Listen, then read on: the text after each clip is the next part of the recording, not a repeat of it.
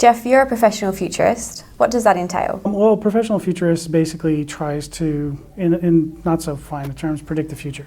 But we use actually a scientific method to actually look at trends, different things that are going on politically. So we try and take a holistic approach to what are some signs that might actually give us some evidence of what's going to come in the future. So for an example, like we know water is becoming a bigger issue with pollution and things like that. So we know that you can extrapolate geopolitics and things that are going on in different countries and say, actually oil is not going to be the biggest cause of war by 2023, it's going to be water and water rights. So those are the kind of predictions, and then that kind of sets a whole bunch of other things that you can make assumptions on.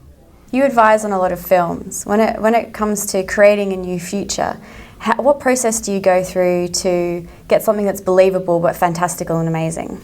My first feature film was The Minority Report with Steven Spielberg and Tom Cruise, and that was probably the best one to illustrate that question. We were originally brought on without even the knowledge of the film as a think tank for 6 months to look at what's the future of everything: advertising, transportation, energy, everything under the sun. So we had like these automated cars that would drive up walls by themselves, and then we had the red car. So we looked at everything. We did that for 6 months, and then that was used as kind of a Bible to then translate into the film. And because I kind of draw and sketch as well as how I communicate, so they're like, why don't you stay on and help actually design what the film looks like? And it's interesting now because now that movie's getting up there in age, and between Tesla's automated cars and Apple's making cars and Uber's going to move into drive, like all of a sudden you're starting to see these things happen. So it's kind of interesting. So we weren't wrong after all. What do you think Australia still has to learn to be more innovative?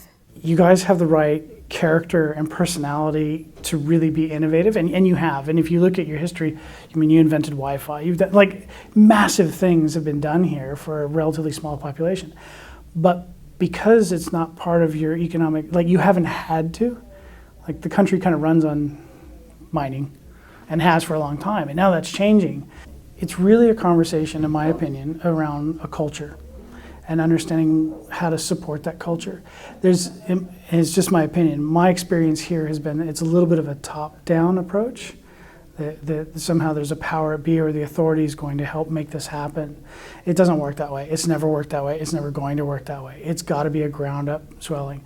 Because if you look at the real core innovations, like we call them unicorns, right? That's everybody's looking for the Uber, the next Amazon.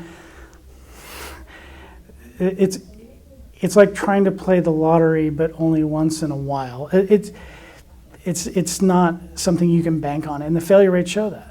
But it's that small kid in the garage that doesn't know he shouldn't be making drones that can deliver pizza, or it's those kind of things are the things that we need to support. So maybe less of back-end tax incentives that help giant banks try and be innovative, and maybe a little bit more freedom for the young kid in the garage that doesn't know he's not supposed to be that clever yet. I'm sure you get asked this all the time, but if you had to choose just one technology, what do you think would most transform our lives over the next few years?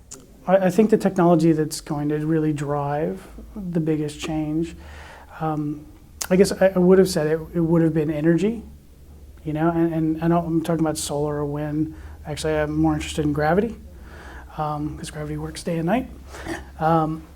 But I think it's not so much a particular technology. I think it's the collaboration culture is what's going to drive it. It's not particular technology. I think those days of platform are there, but they're so diverse that it's going to be the creatives, not necessarily the technological people or the scientists, that find those unusual connection between those ingredients that make the great recipes of innovation.